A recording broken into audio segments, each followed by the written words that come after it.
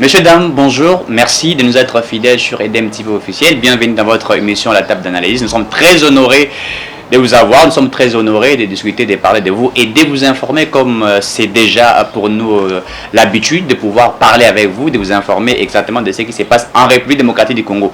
N'oubliez pas que samedi, il y avait une marche qui a été organisée, entre les FCC PPRD, la Mouka, on appelle ça autrement le bloc patriotique. Ils ont organisé une marche pour contester, pour dire non, n'est-ce pas, la dépolitisation de la CENI, pour dire non au RAM, pour dire non au gouvernement Félix Tshisekedi, pour dire non à la dictature de Félix Tshisekedi.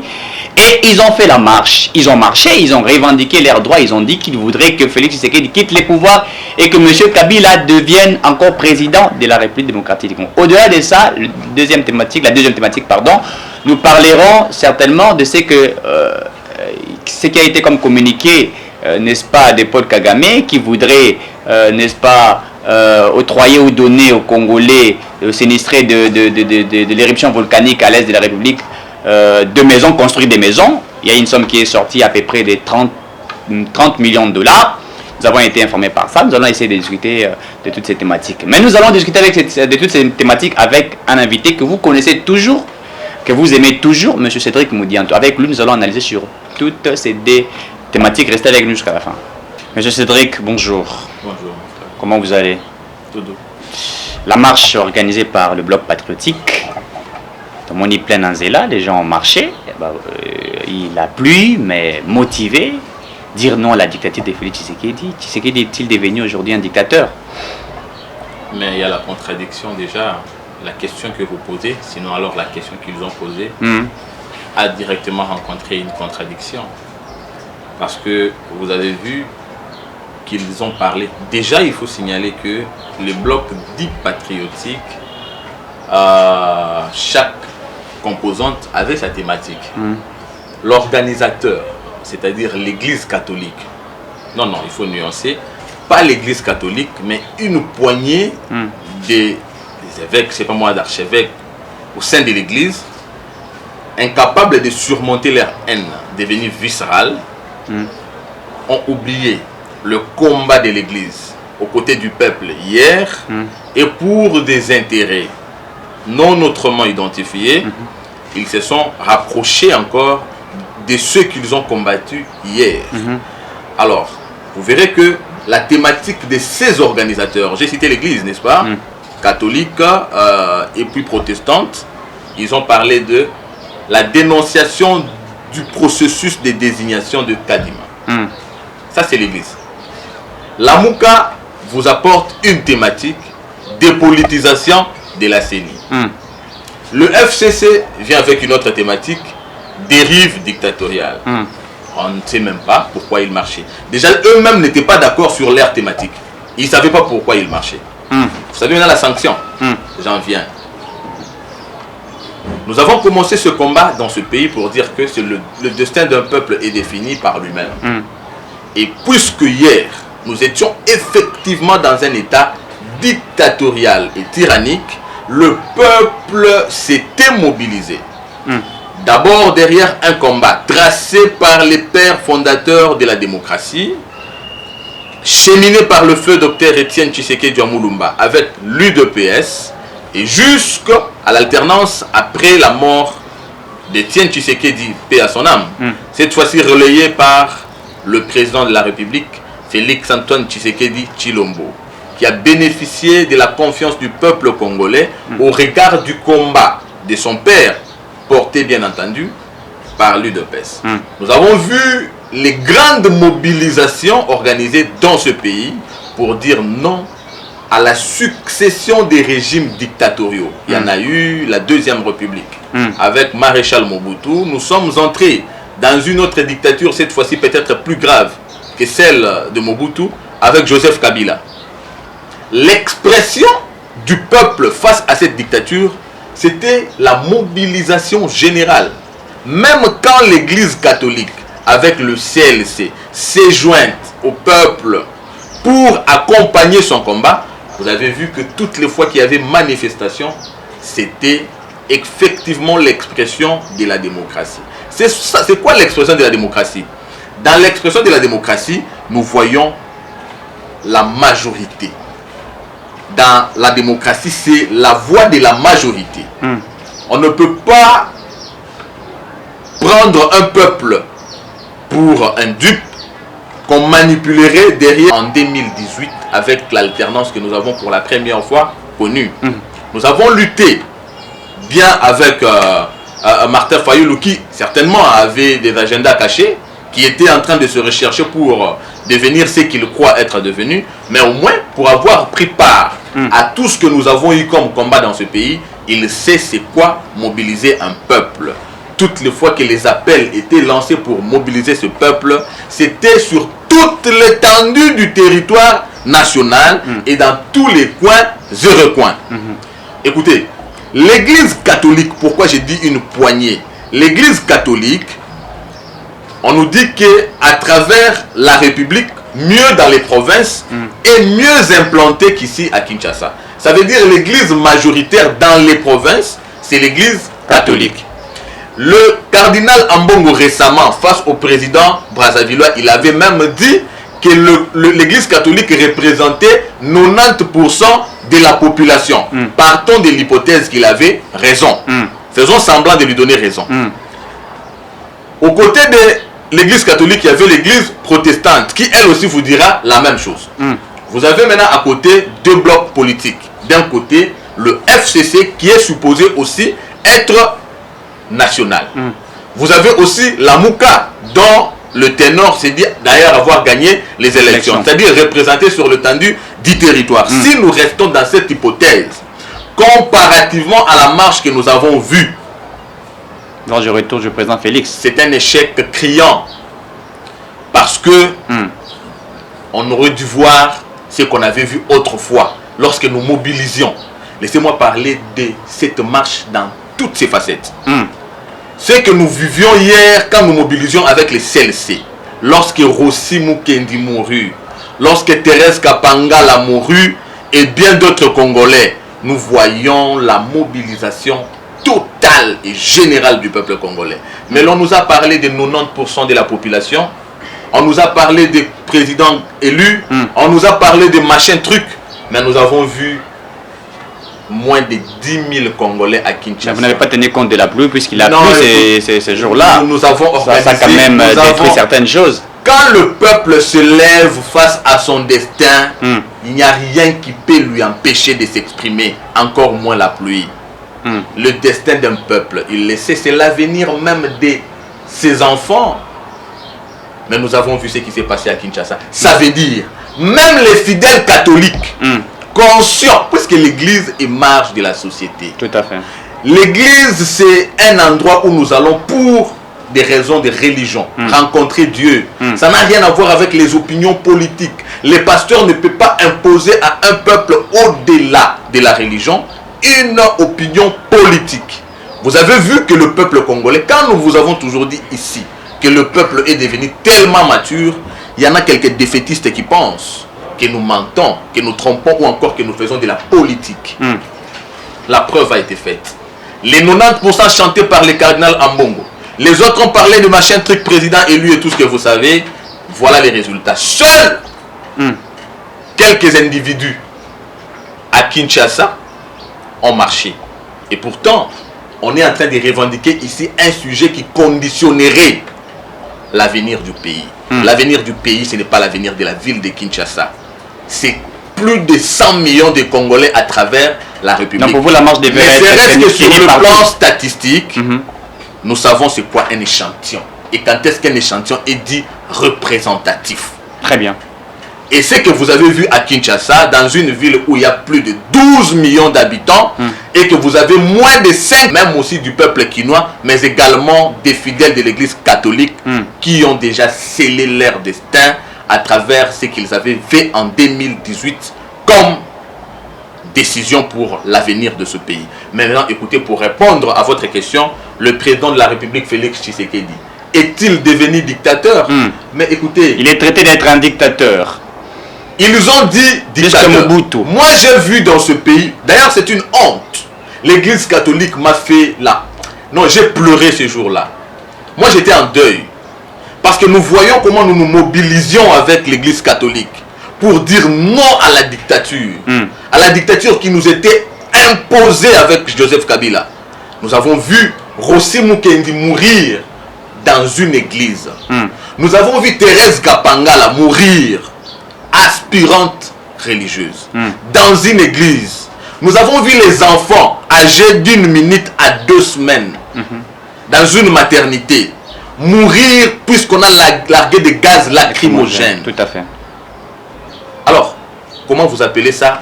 Si aujourd'hui on parle de la dictature alors que nous voyons Néhémie Milagna avec des téléphones coûteux en train de marcher. Nous voyons Bruno Tchibala en safari et chaussures Weston. Nous voyons tous ces caciques du FCC en train de marcher paisiblement. C'était une marche de santé. Alors que nous, quand nous partions dans les marches dans ce pays, il y a pas eu de gaz nous ne mettions pas des babouches parce que nous ne savions même pas si nous allions rentrer. Tout à fait. Pour ceux qui allaient rentrer, ils rentraient pieds nus. Mais d'autres ne rentraient même pas comme Rossi Mukendi. Tout à fait. Et d'autres étaient portés disparus. Mais ils sont partis.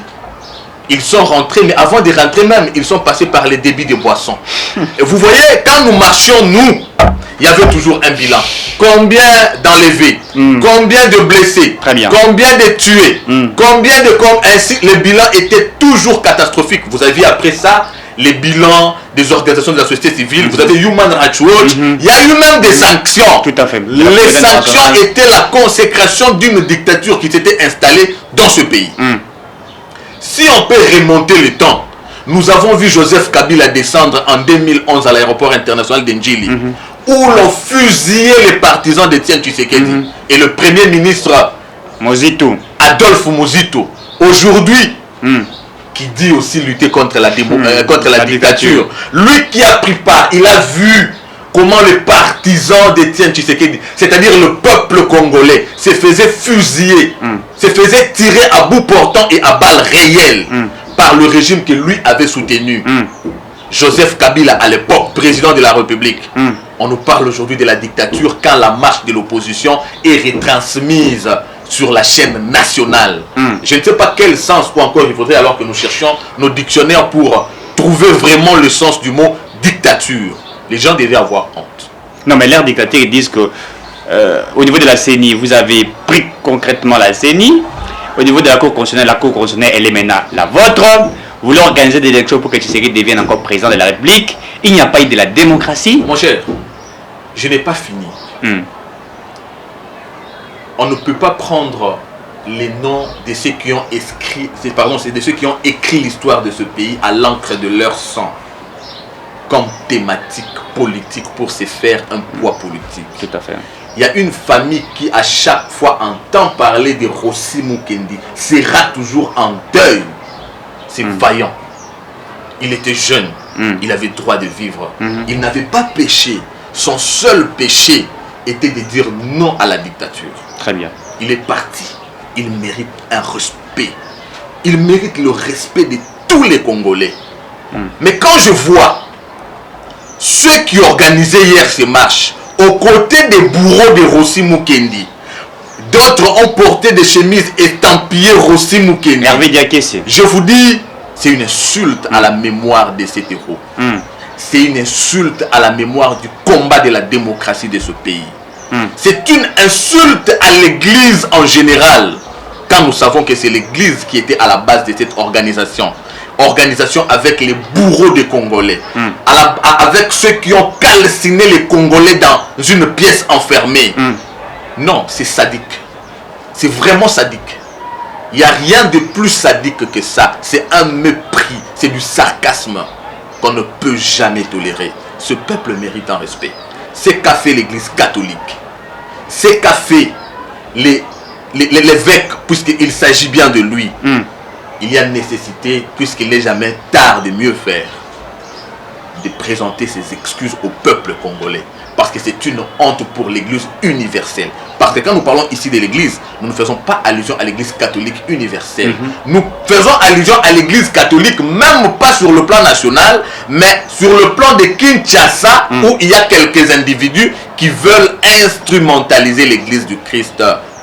Heureusement, les fidèles de cette église sont aussi des Congolais et ils savent faire la différence entre suivre Christ à travers ses serviteurs et également leur engagement patriotique pour leur pays. Très bien. Shadari Ramazani traite le gouvernement de Félix Tshisekedi des incompétents. Depuis qu'ils sont au pouvoir, ils ne font absolument rien, ils sont incompétents, il n'y a pas de récit de l'échec, le pays est par terre, tout ne marche pas, il faudrait que Kabila rentre au pouvoir, puisque Kabila lui au moins avait fait quelque chose, et il faut que les conditions de vie des Congolais soient améliorées. Et on n'a pas vu la participation de Martin Fayulu qui n'était pas là, mais on a vu ses partisans, on a vu son secrétaire général, Mozito aussi n'a pas participé. Est-ce que Mozito et les autres se sont retirés de cette marche-là pour laisser leurs partisans y être? Et que dites-vous des propos de Shadari qui lui considère le gouvernement Félix Tshisekedi ou le président Félix Tshisekedi d'un incompétent? Ramazani Shadari, il le sait très bien, puisque c'est de lui qu'il s'agit. Moi, je me dis finalement que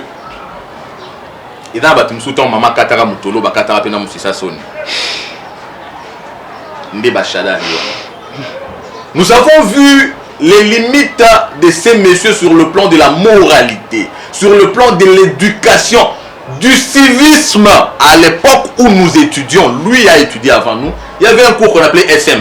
On se retrouve juste après. Inutile de voyager, inutile de se tracasser. Arcis Style de Rêve, une boutique d'habillement et salle de mariage vient donner solution à vos inquiétudes. La boutique offre des articles de qualité 100% turquie. La boutique dispose des robes pour mariage civil et religieux, y compris tous les accessoires, de vestes cérémoniales et de bureaux de grands messieurs, des robes de soirée et habillement de grandes dames, des chaussures basket, perpètes et mocassins hommes et dames.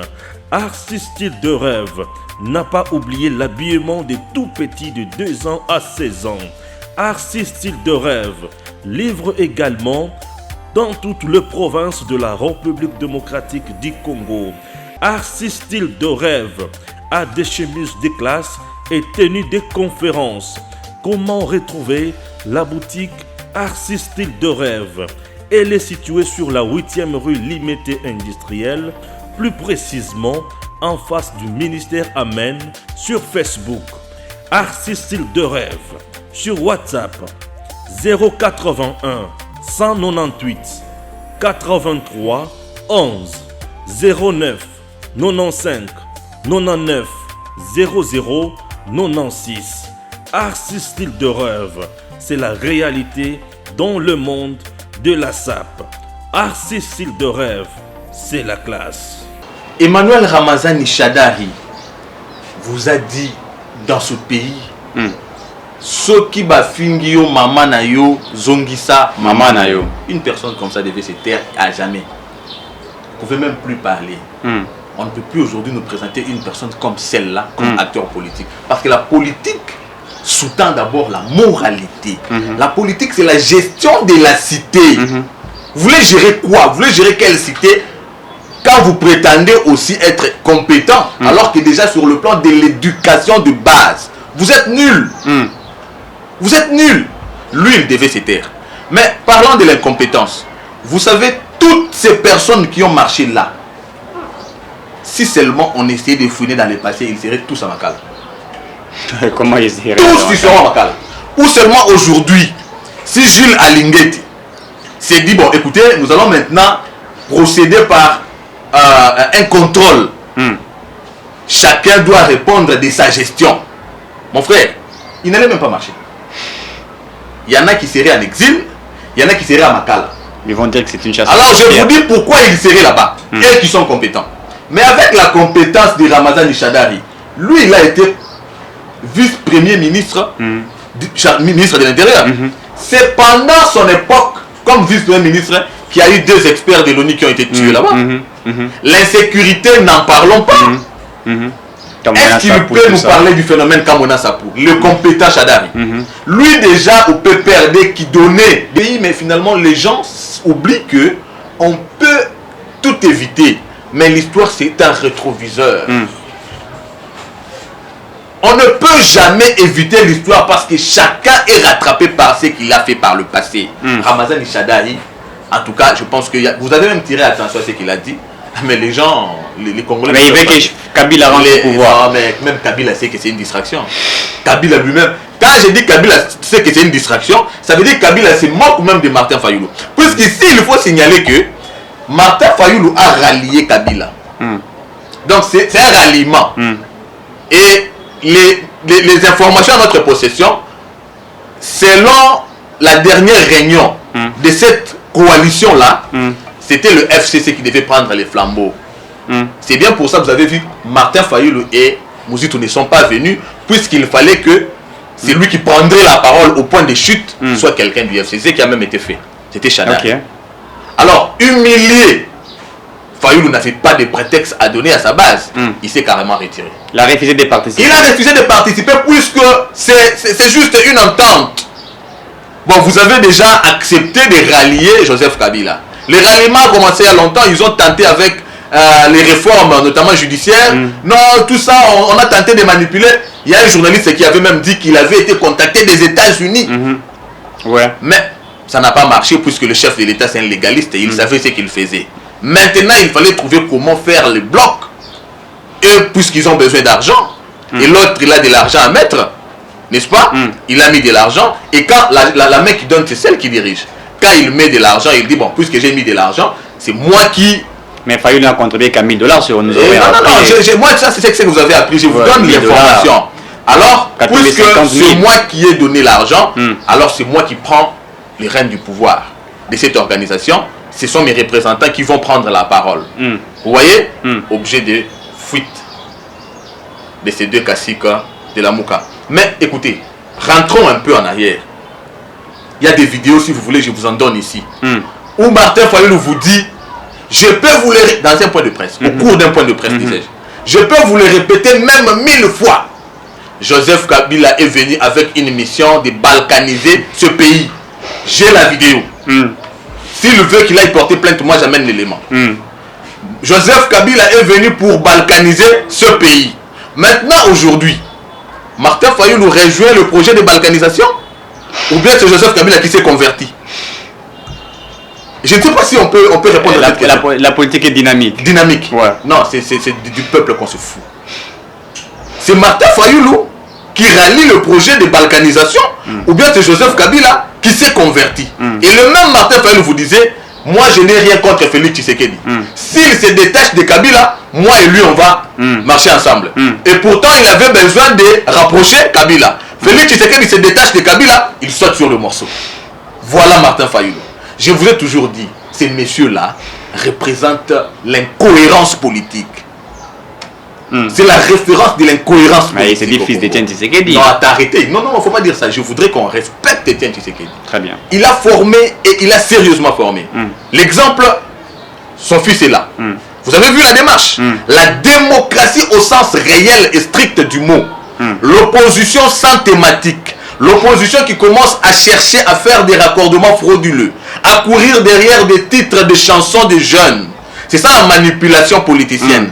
Puisque sur le plan politique, sur le plan de la gouvernance, il n'y a rien du tout.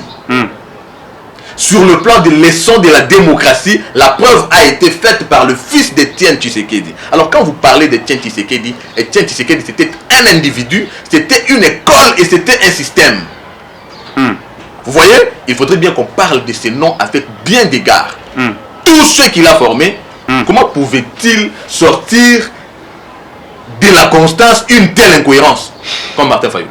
Non, respect à Etienne Tshisekedi. Nous qui avons suivi Etienne Tshisekedi, qui avons eu la chance d'évoluer aux côtés d'Etienne Tshisekedi, avons résisté face à la corruption nous proposée par le régime passé. Nous sommes là, nous avons gardé le cap. C'est ça l'école. Ça n'a jamais été de Martin Fayoulou.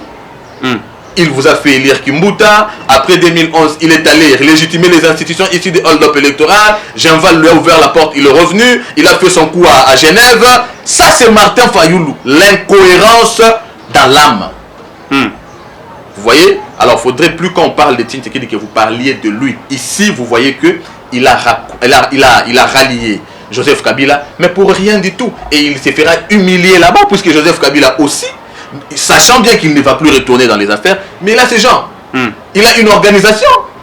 À moins que, parce que nous savons, il y a aussi quelques cadres au sein de la Mouka qui vous ont dit, moi je serai toujours kabiliste même après Joseph Kabila. Alors nous pouvons dire... Là vous faites allusion à Bolodjoa.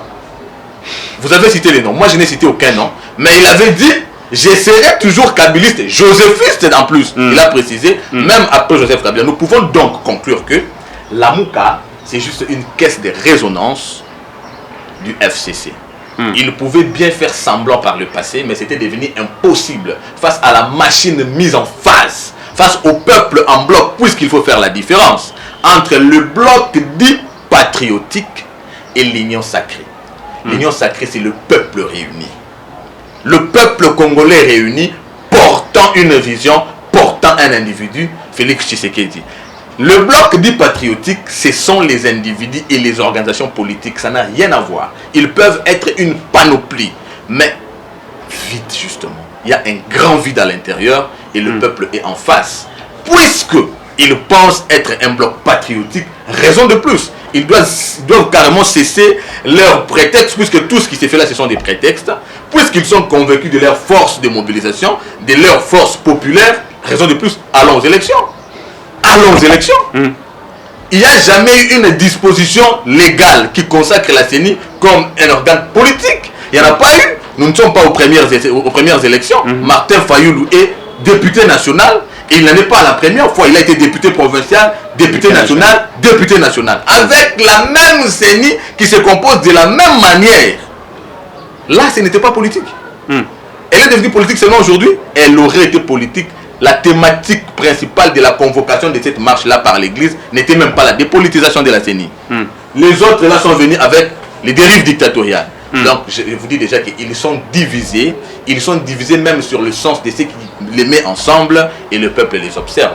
Nous attendons le grand rendez-vous, qu'ils ne veulent pas. Le chef de l'État avait déjà dit, il l'avait rappelé lors de la création de l'Union sacrée, lorsque le peuple congolais s'était réconcilié pour mettre en place l'Union sacrée. Le président avait dit, parmi les missions lui assignées par le peuple congolais, c'était notamment l'organisation des élections dans le délai constitutionnel. Ça, il a même rappelé aux Nations Unies lorsqu'il y est allé. Donc nous aurons élection en 2023. Qu'il continue à se distraire. Monter, il en reste toujours quelque chose. 2023 arrive à grands pas. Ils n'auront que leurs yeux pour pleurer. Très bien.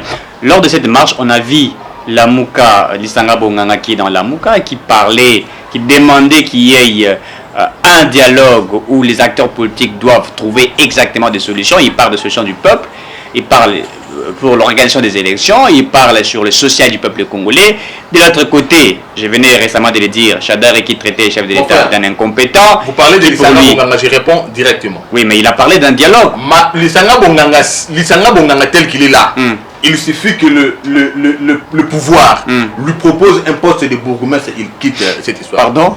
Lui propose un poste de bourgmestre, lui va quitter. Écoutez, quand on parle de certains politiques, mais quand même coordonnateur des Sokol. Je doute même qu'il y ait ses enfants à l'intérieur, puisqu'ils savent quel genre de papa ils sont. Hein? Donc lui tel qu'il est là, mais c'est lui, souvenez-vous. Lorsque Étienne Tshisekedi mourut, qui avait baptisé Félix Tshisekedi de notre Josué? Ce nom est venu de qui? C'était de lui. Lisanga Bonganga n'a pas de position.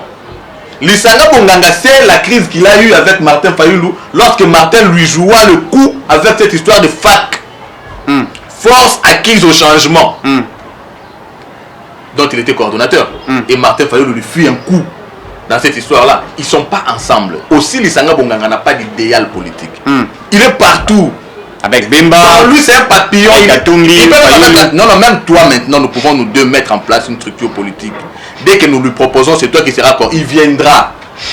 Il est partout. Donc, quand vous parlez d'homme politique, ne parlez plus de lui. Tout ce qu'il est en train de chercher là, qu'on lui trouve un moyen de survie. Il est à la recherche d'une survie. Survie vraiment en termes réels. À vivre là. Mais il fait ministre. Non, arrêtez. Ministre dans ces pays. Ceux qui sont en train de se battre aujourd'hui, les Chadai, vous avez vu comment ils sont devenus? Vieillissants, tout vieillissants. Ils étaient là, ils vivaient avec ils étaient dans le confort. Ils constituaient la première classe, la première catégorie du peuple congolais. Vous avez vu comment ils ont vieilli? J'ai vu un autre là-bas, cadre du PPRD, et je me dis, mais il n'y a même pas 2 ans, ce monsieur, je le voyais, je croyais qu'il était jeune. Et pourtant, il était si vieux. C'est ce qui fait qu'il rentre. Quand ils sont là, ils ne savent pas gérer, puisque l'argent, c'est l'argent de l'État, c'est à leur merci. Ils en font ce qu'ils vont. Mais aujourd'hui, vous voyez, et puis l'opposition du 3e âge. Vous voyez comment ils ont été soufflés. L'opposition du 3e âge. Ils ont commencé l'opposition en retard. Et voilà, après la marche, ils étaient essoufflés.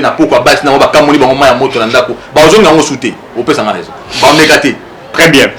Est-ce que ces blocs patriotiques font peur pour les élections de 2023? Ah non, mais je viens de vous répondre. Le bloc patriotique est constitué d'individus. Chadari, Kabila, Fayoulou, Ambongo, Fayoulou, Mouzitou.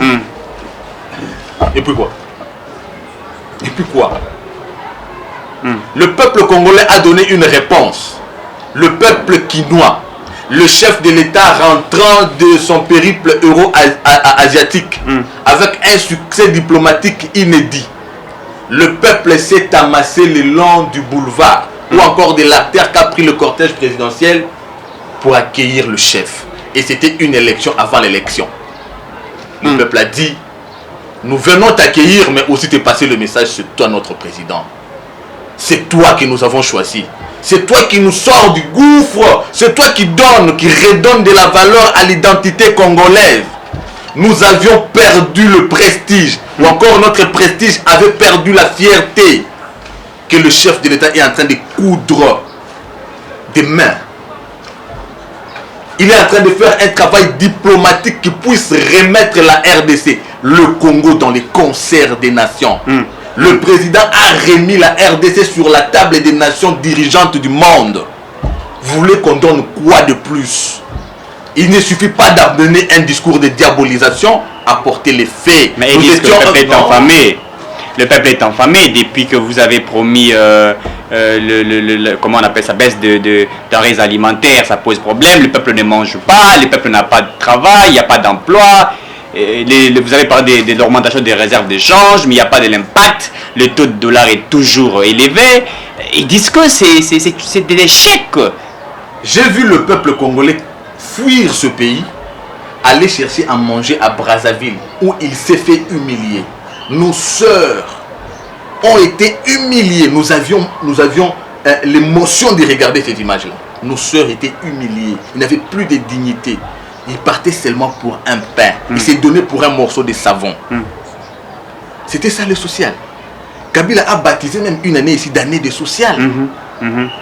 Où nous avons vu les fonctionnaires se partager en quatre morceaux un poulet. C'était ça le social. De quoi parle-t-on? La fonction publique. Aujourd'hui, nous avons des institutions qui se sont stabilisées, qui inspirent confiance. Quand vous êtes en train de parler, réserve d'échange. Les réserves d'échange là viennent d'où? Nous avons renoué avec les FMI. Qu'est-ce qui a fait qu'il y ait ces renouements? Non, écoutez. Mais l'impact sur le peuple congolais, l'impact est un fait de temps. Le chef de l'État a hérité d'une parcelle érosive. Il a hérité d'une érosion même à la place d'une parcelle. Qu'est-ce qu'il fallait faire? Il faut commencer d'abord à rendre la surface plane, ou bien il faut boucher les eaux de la pluie qui creusent.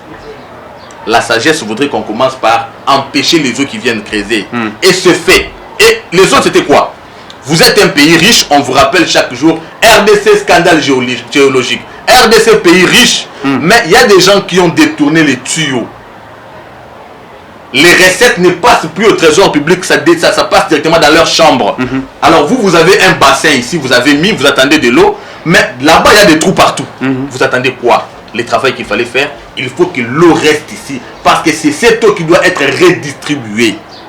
Et la redistribution, pour qu'elle soit réelle, il faut commencer par boucher tous ces trous-là. Voilà le travail de l'IGF. Voilà le travail de l'IGF. Ce n'est pas moi qui l'ai dit. C'est un de leurs, le professeur, l'ex-ministre de la Justice, Luzolo Bambi. Un pays qui perdait par an 15 milliards. Pourtant, qui n'a même pas un budget de 5 milliards. Vous voulez faire quoi? On vous parle de la nation congolaise se porte mieux il y a un an, beaucoup mieux qu'il y en a 15. Ils avaient trouvé des mots justes pour se foutre du peuple congolais.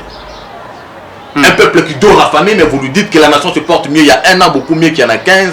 Quand vous en mettez plein vos poches, nous avons aujourd'hui un procès là-bas. Quelqu'un qui a détourné l'argent de l'État, il en a construit une université privée.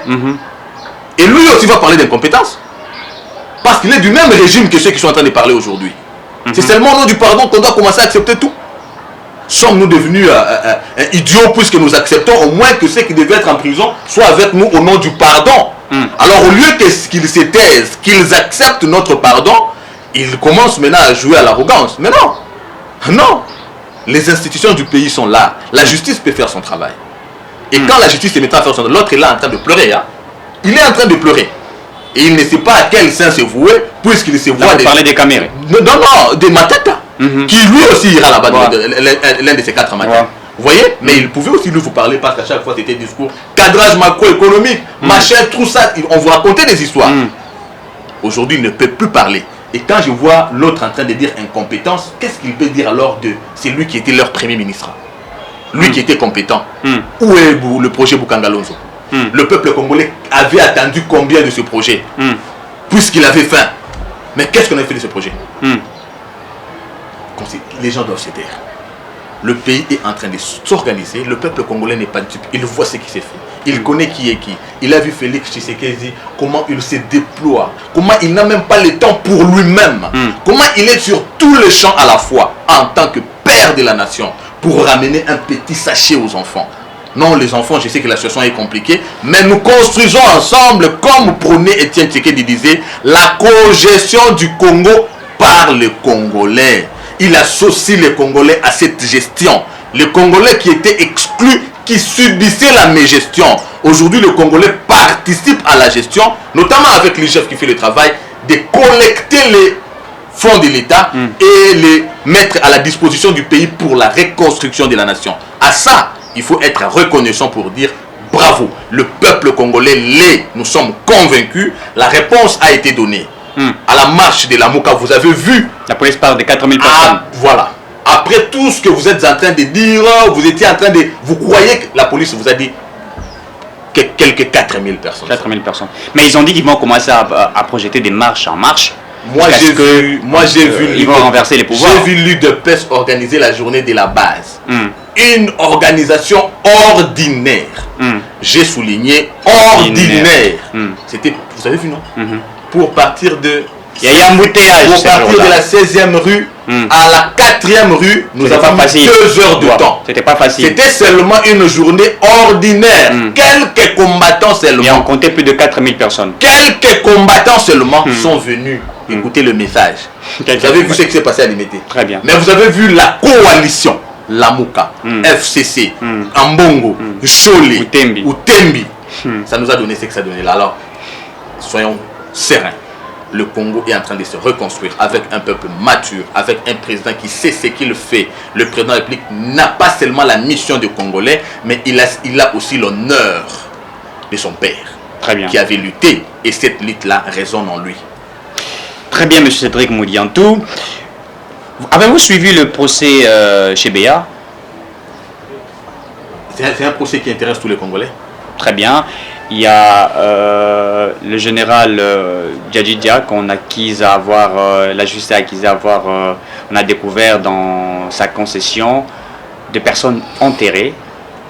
Et il y a un général, si je ne me trompe pas, Major Mouloboué, si je ne me trompe pas, qui aurait, selon les sources, quelques sources que nous avons eues, il a déclaré ceci: John Numbi n'était qu'un exécutant, n'est-ce pas? L'ordre venait de M. Joseph Kabila. Est-ce que pensez-vous que cette justice, après tout ce qu'il y aura comme enquête, etc., on pourrait mettre la main sur la personne de Kabila? Il faut d'abord souligner que le crime de Chebeya et Bazana, c'était le crime d'État. Très bien. C'était un crime d'État. On ne peut jamais faire aux humains ce qui s'était fait là. Un général habitant Kinshasa, lieu des institutions, chez qui l'on retrouve des munitions de guerre, une pièce qu'on peut qualifier de morgue, mortier pilon, tout ce que vous voulez, Alors qu'il y a un pasteur ici qui n'avait que la Bible. Continuons Fernando. Et on a dit de lui qu'il avait des armes. On a créé des montages. Aujourd'hui, ce monsieur-là attend sa mort comme invalide, sur une chaise roulante. Même la justice de Dieu viendra et elle agira. Surtout qu'il s'agit des âmes. Fidel Bazana et Chebeya étaient des parents. Ils n'avaient rien fait de mal. Peut-être leur péché, surtout le péché de Chebeya, c'était justement d'être la voix des sans-voix. Même Jésus-Christ, c'est la voix des sans-voix puisqu'il intercède pour nous aux côtés du Père. Très bien. Et lui faisait le travail de Jésus-Christ. Pour ça, il ne devait pas mourir de cette manière-là. Même la justice divine rendra à chacun selon ses œuvres. Ce qui se fait aujourd'hui, c'est la justice divine. Puisqu'il y en a qui pensaient que c'était fini. 10 ans Numbi, tu fuis. Mais aujourd'hui, John Numbi est en fuite. Vous voyez le revers de la médaille. Très bien. C'est lui qui faisait fuir et en fuite. Mais il ne fuira pas pour toujours. Il sera toujours pris. Puisqu'il y a les sangs, les âmes qui crient. Comme on avait dit à Caïn, l'âme d'Abel criait vengeance. Il y a aussi l'âme de Chebeya et de Bazana qui crient vengeance.